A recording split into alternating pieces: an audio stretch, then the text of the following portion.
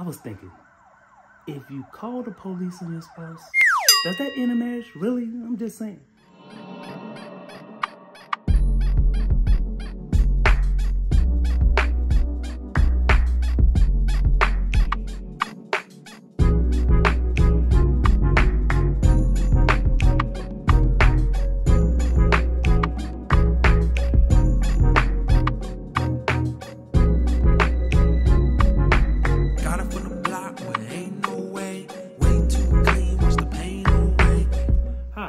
Welcome to my channel, Styling with Dion. I'm Dion, and on my channel, we're going to talk about fashion, relationship, lifestyle, marriage, and ultimately helping me become a better Dion.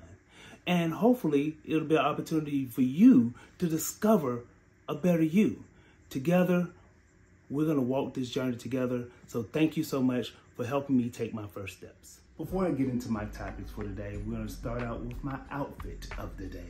My outfit of the day is a linen bomber jacket from H&M. I have a black and white Ralph Lauren shirt that I've had in my closet for many years, and it's a staple in my wardrobe. Also, I have a Coach black and brown reversible belt, complementing my gray jeans that I got from Gap, one of my favorite places to shop. And then I bring that into my beautiful suede wingtip boots, Bruno Mark, I got from Amazon. Now, they say that love is unconditional, but love is not necessarily unconditional in marriage. That's why divorce was invented, okay? There are conditions. So in this segment, we're going to talk about some of the conditions of things that need to happen in a marriage in order to have a successful marriage. Because what you don't want to have to do, call Tyrone, right? Definitely don't want that, right? So you don't have to be like, I don't need no man, I'm a strong woman. We don't want that, right? So if you apply these tips, you'll have a happier, stronger, healthier relationship. And if you're down for hanging out with me for a little while, I'll share my tips. All right, so how do you keep your marriage fresh? A lot of people have been asking me. I am not an expert.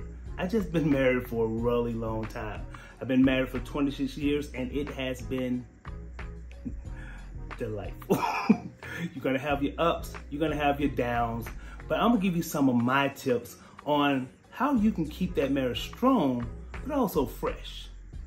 The number one thing that you have to have is trust. Trust is all about doing what you're saying you're gonna do. Whatever it is, do what you say you're gonna do. So you think about a lot of our ladies out there, they're having all these daddy issues because maybe daddy wasn't there, maybe daddy didn't do the things that they supposed to do, or they said they was gonna do. Well, guess what? We don't want to be that other man in her life that doesn't complete tasks. So if you say you're gonna do something, no matter how small, make sure you execute, and you'll be appreciated for it. Number 2 on my list is you have to learn to negotiate conflict. In any relationship, there will always be conflict because y'all are two separate people, okay? They have their feelings, you have your feelings, and sometimes they don't really match up. And that's okay. How do you get to a point where you can negotiate those big conflict moments in your marriage? Well, you gotta start out small. You should go on the Amazing Race. No, I'm just kidding. That's crazy. Like I said, that is a huge step. Now, if you wanna go on the Amazing Race, I think it'd be excellent. However, that should not be your first step in negotiating conflict. The first step should be something small. Maybe think about designing a room or creating a space for just you and her. That would probably be a really good first step because along the way, you'll actually find out what she likes, she'll find out what you like, she'll find out how you handle certain situations when things are not going exactly your way. So think about going to pick out the furniture. Think about going thrifting with your actual significant other, right? Doing all those little things, that's gonna help. Decide on the color to paint the room, so go out to Walmart or Home Depot, pick out a color. All of that is compromise, because I can guarantee y'all ain't gonna like the same things. Y'all gonna have to come to an agreement. And compromise is the bedrock of negotiating conflict. So you learn that, that's definitely gonna help you in your relationship. Number 3, you have to respect each other. That is also gonna be a big component as well. So as you go in your relationship, you start to kind of notice things that you admire about your significant other, right? The reason why you're with them is because there are aspects about their personality, there's aspects about how they accomplish tasks, there's aspects about, you know, the way that they look, the way that they smell, the way that they act, everything about them, right? You want to respect who they are and what they are and allow them to flourish and be themselves. Show them that level of respect along the way, because each person is different. And if you do that, she'll in turn respect you as well. And if y'all respect each other in public and in private, that's also going to play a big part in a strong relationship. Number 4, I'm looking at the man in the mirror. I know I can't sing, like I said, I just figured I'd just throw it out there, you know what I'm saying? Maybe I get a record deal or something like that, I don't know. But that's true. You need to look in the mirror. You need to know yourself. Sometimes it takes a little bit of meditation, maybe you gotta go on a long walk, but you need to have that internal conversation with yourself, okay? The better you know yourself, the better you can be a helpmate to your spouse and her being a helpmate to you, okay? So, have a conversation with your significant other.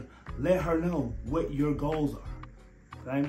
Because if she knows what your goals are, she can help you achieve those.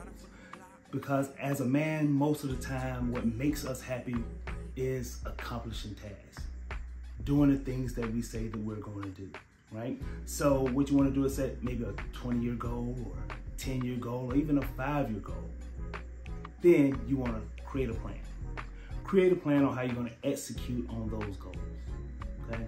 And then, of course, you got to execute. You got to do what you said you were going to do. Now, they say move in silence. I disagree with that wholeheartedly. What you want to do is share your dreams with others. Because one thing that you'll find out, your significant other, they're going to be there for you. They're going to be your helpmate. However, if you share your dreams with others, what's going to happen? You're going to find out who your real friends are. Because the ones that lift you up, those are the ones that you want in your circle. The ones that try to tear you down, those are the ones you want to remove from your circle. And then you'll have a stronger unit in your friend circle and also in your home. So, set a goal, create a plan, execute. That's going to pay dividends in your relationship. Number 5. This is the part that I like. Intimacy. Oh, yeah. Hold up. I'm going to be honest with you. Rubbing on her booty don't get the intimacy going. I'm just saying. It sounds good in theory, but in reality, that doesn't really get a woman going, right? Because if her mind is not there, then her body's not going to be there. So one thing that you have to do to get to a point where you can have the level of intimacy that you're interested in, you gotta have conversation. You gotta listen to her, complain about this, complain about that. Her girlfriend did this. We got to talk about Housewives of Atlanta. We got to talk about all of those things, right? You got to look into her eyes. You have to hold her hand. All of those non-sexual things that spouses enjoy. And also, you got to relieve some of the stuff off her plate. She can't have a whole plate of responsibility and then you think at the end of the day she's going to be wanting to get down with the get down. It's not going to happen. You relieve some of those things off her plate and invest in her mind and her interests, her dreams. Then we can get to that part we're like. And you know what that is. Oh yeah. Yeah, that's it. Number 6. All right, so number 6. This one here is kind of one of the things that my wife said a long time ago. she said, I am your best friend. And I was like, no, you're not my best friend, right? But then I really thought about it. Yeah, she really is my best friend, right? We do everything together and we enjoy spending time with each other. So we invest in each other's interests. The things that I'm interested in, she invests in that. The things that she is interested in, I invest in that. Well, sometimes we have to sit down and watch Real Housewives of Atlanta or, I don't know, Potomac or Los Angeles or whatever, right? We'll sit there and we'll watch the show because I know that's something that she enjoys. But on the flip side, every once in a while, we'll go to a basketball game. Or every once in a while, we'll go to a football game. Now, my wife is interested in those things as well, but some of our significant others may not be, okay? So you have to find those things that y'all can have together, that y'all can enjoy together, okay? So don't be scared to step outside the box and do some different type of stuff as well, like skiing or tennis or any of those things as well. Broaden the scope of what the interest could possibly be, and you're gonna find more enjoyment in your marriage. Number 7, okay? This one is all about completing each other. They say opposites attract, and I agree with that. When I first met my wife, I saw qualities in her that I didn't have. And I'm pretty sure that she saw qualities in me that she didn't have. Together, we made a stronger unit. I shared my dreams with her. She helped me accomplish my dreams. She shared her dreams with me, and I helped her accomplish her dreams. So together, we have accomplished more than we could have accomplished individually. And that's ultimately what you want to achieve in your relationship. Number 8, we have to forgive each other. One thing will always happen. Somebody's gonna make a mistake or two. We can't make a big deal out of every single mistake. Because if we make a big deal out of every single mistake, what they're gonna do is lead to resentment. And then resentment lead to hate and other things. We definitely don't want that. Just keep in mind, somebody's gonna back into a mailbox, or somebody's gonna have too many Amazon packages come to the house. Who knows? Mistakes happen.